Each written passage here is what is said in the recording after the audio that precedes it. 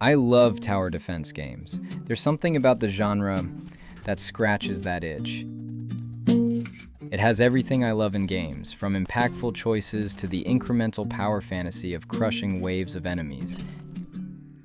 And I think what's also rare in other types of games is that tower defense can appeal to both casual and hardcore players.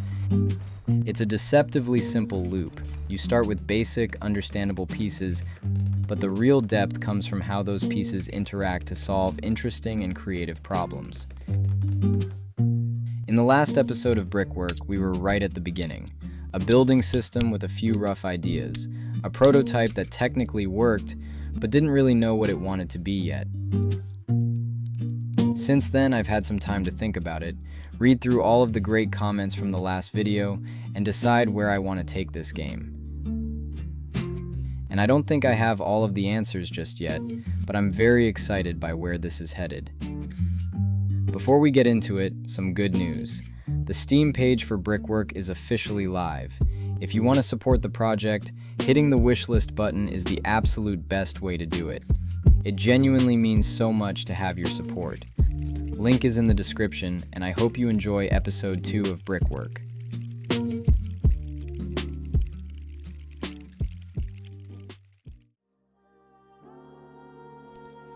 So, prototyping is difficult.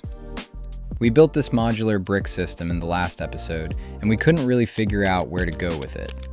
And I think what was leading us astray was that modular building mechanics felt like we would naturally want to make a virtual experience of the typical activity one would do with plastic bricks. Games like Tiny Glade and other cozy experiences are growing in popularity, and so it felt like a straightforward path to something viable. Having thought about this for a while, I want to make games that excite me, games that I would want to play, games that are interesting and unique, rather than settling for something which fits market conditions. And so I think the much more interesting question to ask is, how do we create a fusion between brick building and the genres we love to play? From there, Brickwork Tower Defense was born. The fortunate aspect of putting your game in a genre box is that it now comes with pre-built solutions to problems you might run into.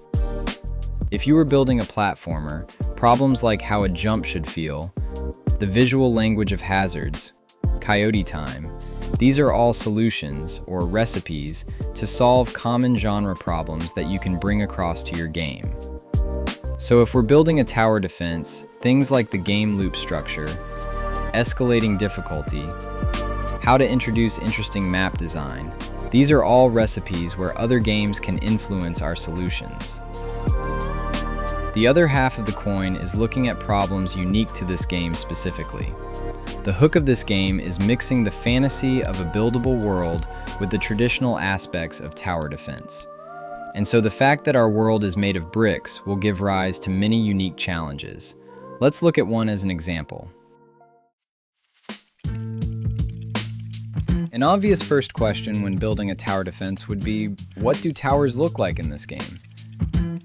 The classic solution is a build menu, a list of towers sitting in the UI ready to place whenever you want. And to me, this is a little clunky.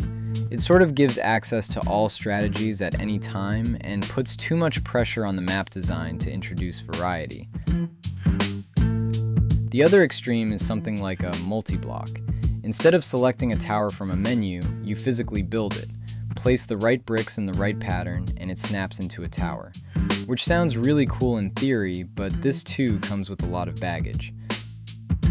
Given the pixel art style and limited object readability, it needs to be immediately obvious what is an enemy and what is a tower.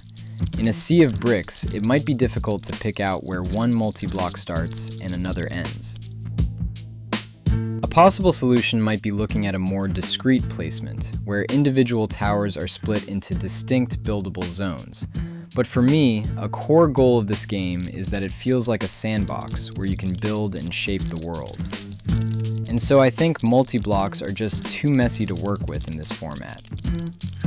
The solution that intrigues me the most is somewhere in between these two. If we imagine a solution where we have a dedicated brick for attacking enemies, and similarly to the build menu solutions where we're able to place these projectile pieces directly into the world, we could use a variety of different behavior modifying bricks to create a stack, and the tower sitting on top would be able to harness these modifiers. This system would allow you to mix and match various buffs to build towers that suit your playstyle or combat specific types of enemies. And this solution seems to align well with a lot of our goals for this game, especially that feeling of a truly buildable world. Now we have a good idea of how towers will operate, but the last thing I want to cover in this prototype before we test is enemies. Enemies follow a standard role in this genre. They have a predictable, easy to understand goal of moving from the start of the level to the end. I don't necessarily think we need to look at the design or variety of enemies just yet, but an important part of the functionality is how these enemies might traverse the world from a technical perspective. And this is probably something closer to feasibility testing, but I think a crucial part of the discovery of this game is seeing how that plays out. Now, the tower defense genre can, I think, be bucketed into two distinct subcategories, those with a fixed path and those with a shaped path. These subcategories aren't game-defining enough to be user-facing terms, but they do help us make a few core decisions. I think in our case, it's fairly intuitive that our desire to place blocks into the world leads us towards a shaped path. Let's start to explore this in the editor. The first technical job after the previous episode was to start refactoring parts of the code to align the modular building system to this flat grid structure. It works in all the same ways, and as you can see from the gizmos, we've retained all of the functionality to do both brick and plate spacing. Now it's worth discussing how we want pathing to work in this game. Most people here will be familiar with the A-star algorithm. It's the most common approach for computer-controlled agents to pathfind through a grid-based representation. An equally cool but lesser-known approach is called flow fields. This too is a pathfinding algorithm, but instead of route planning being done per agent, we can compute the direction field for the entire map, which can then be shared by all enemies. But it's not a one or the other case. Flow fields can be particularly leveraged here as we work under the assumption that all agents want to travel to the same goal. So back over to the editor, you can see this in action. The only thing the flow field outputs is a direction for each tile, telling an enemy which way it should walk, which you can see from the arrow gizmos here on the left. When we place new bricks down on the grid, we can recompute the neighboring vectors at very low cost. We can also step through the grid from the perspective of an enemy to determine if a brick will block the route entirely. If this is the case, we can stop the placement from happening. From here, I just continue to prototype, adding more core features that are typical with the genre. I add in the first pass of tower functionality, enemy health, and UI, and try to round out parts of the game loop to work towards a playable experience. During this phase, I do a lot of experimentation, especially trying to find visuals and audio that feel like they capture a mood that might spark some inspiration. At this phase in development, I do think it's important to try and throw as much at the wall as possible. Most of it probably isn't good, but you learn a lot here about what you don't like. I experiment for a while with trying to mix in physics elements and having this big pile of bricks. I really wanted to connect the dots between the ideas of health and resources being one and the same, but it really wasn't feeling cohesive, so I ended up chucking that away.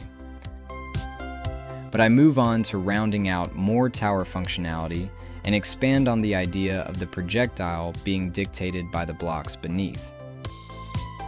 Eventually, I think the direction I want this to head in is that the colors of the bricks almost act as a class or tribe with their own unique flavor and game feel. I also think when looking at tower defense games, they exist on a spectrum between every kill being meaningful versus swarms and chaos. In my head, before I started building this, I always felt that the chunky brick world and dragging big blocks paired well with the more discreet, low enemy count style. But I think it's ultimately worth exploring both ends of the spectrum to see how swarms might feel in this game. And that concludes where we're up to currently with development. I'm really excited by the progress being made here and where the game might end up. There's still a long way to go, and I'm really keen to hear your ideas, feedback, and thoughts in the comments section. Once again, the Steam page is live. If you do want to support the game, the most impactful thing you can do is wishlisting over on Steam. As always, thank you to all of the members over on Patreon. A playable demo of Brickwork will be going out to all tiers very soon. If you do want to get your hands on this early and help shape the game, the Patreon link is in the description. Thank you all for watching, and I'll catch you in the next one.